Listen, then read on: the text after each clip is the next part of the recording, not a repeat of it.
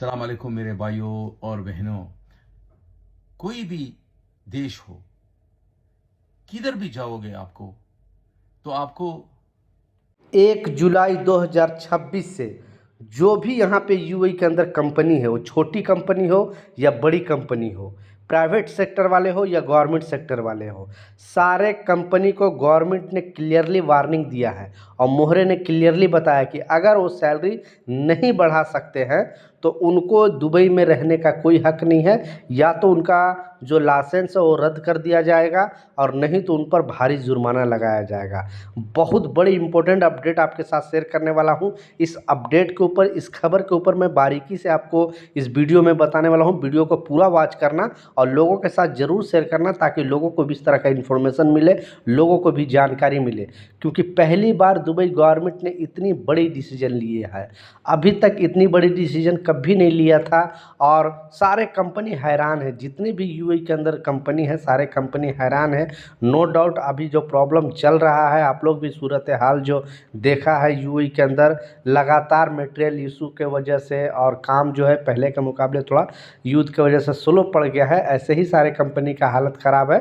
अब सरकार ने बड़ा डिसीजन लेते हुए 2 दिन पहले तो एक नया डिसीजन लिया था, आप लोग को न्यूज़ में बताया था कि सारे कंपनी को बताया गया था कि जो भी यहाँ पे कंपनी है, पहले क्या होता था, उनको ग्रेस पीरियड दिया जाता था।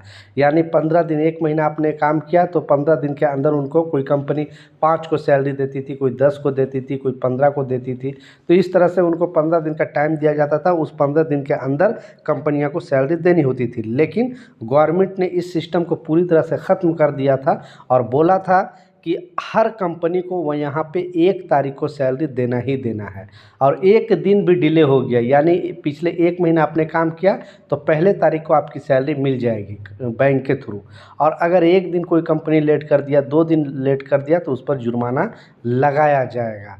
तो बिग सलूट था यूएई गवर्नमेंट को, क्योंकि इस प्रॉब्लम से सारे लोग जूझ रहे थे। बहुत सारे ऐसे कंपनी जो 2-2 महीना का सैलरी रोक लेती थी, 3-3 महीना का रोक लेती थी। एक कामगार 1000, 1200, 1500 कमाने वाला वो क्या करेगा, क्योंकि हर मंथ उसको जो भी अपने खर्चे का पैसे रख के अपने फैमिली को भेजना पड़ता था। और ये कंपनी जब सैलरी रोक लेती थी तो इनसे ज़्यादा घर पे प्रॉब्लम हो जाता था।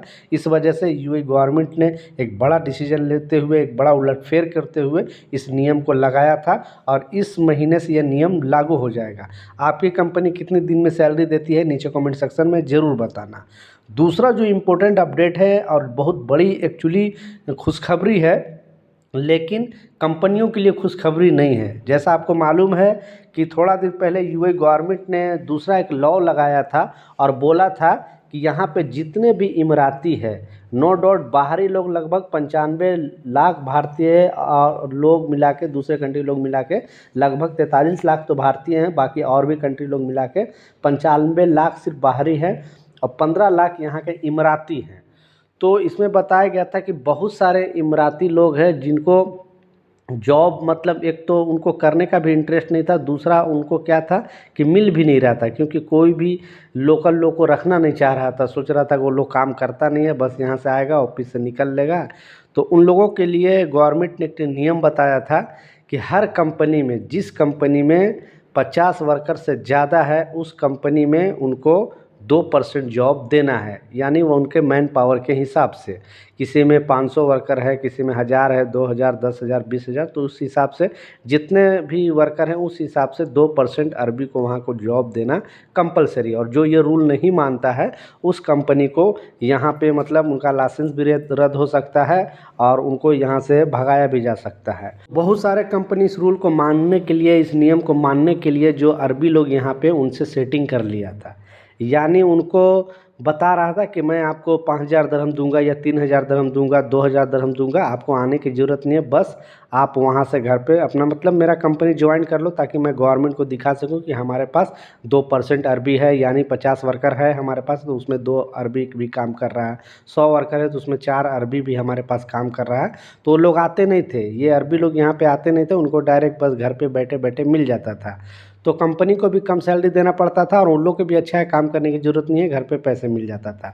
लेकिन गवर्नमेंट ने एक नया स्ट्रॉन्ग डिसीजन लेते हुए ये क्लियरली बताया था कि इस तरह का अगर रूल कोई भी कंपनी कर रही है तो उस कंपनी पर भारी जुर्माना लगाया जाएगा, क्योंकि उनको फिजिकल यहाँ पे रहना चाहिए। यानी कंपनी के अंदर अरबी को आना चाहिए और अरबी पर भी जो है गवर्नमेंट की तरफ से कुछ जुर्माने लगाए जा सकते हैं जो इस तरह का हरकत अगर करते हैं तो। अब गवर्नमेंट ने एक बड़ा डिसीजन लेते हुए बोला है, क्योंकि बीच में कोई 3,000 दिरहम पे, कोई 4,000 दिरहम पे, कोई 5,000 दिरहम पे हायर कर लिया था। अब बोला है कि 1 जून से सारे कंपनी के ऊपर ये नियम लागू होता है कि मिनिमम जो सैलरी है वो 6,000 दिरहम सभी अरबी को देना ज़रूरी है। ठीक है, जो भी छोटी कंपनी, बड़ी कंपनी, कोई भी कंपनी है, 6,000 दिरहम सैलरी देना होगा। अगर किसी ने 3,000 लगा दिया था तो उनको 3,000 और दिरहम बढ़ाना पड़ता, 4,000 लगा दिए 2,000 और बढ़ाता, या कोई हायर भी करेगा तो 1 जून के बाद उनको 6,000 मिनिमम सैलरी का जो रूल पास कर दिया गया है और 6,000 दिरहम उनको सैलरी जो है देना पड़ेगा। अब सारे कंपनी टेंशन में है क्योंकि ये चीज़ गवर्नमेंट ने पकड़ लिया है। आई होप, उम्मीद करता हूँ कि कामगारों के लिए भी कोई रूल नियम लागू हो, क्योंकि कामगारों को जो भी सैलरी जो है कम से कम तो 2,000 दिरहम होना ही चाहिए महंगाई के हिसाब से।